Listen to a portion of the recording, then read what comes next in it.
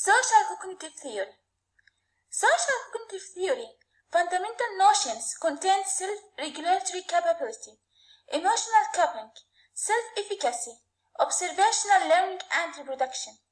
Emotional coping is actually the idea that coping procedures can be improved to address stressful environments and passive behaviors.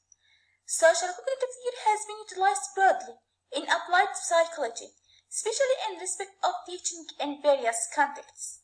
According to social cognitive theory, somebody understands that he/she owns a fine self-efficacy of sick health condition, attains the power to participate in healthful behavior, but consider over the preferable pathway to become healthier by selecting preferable act.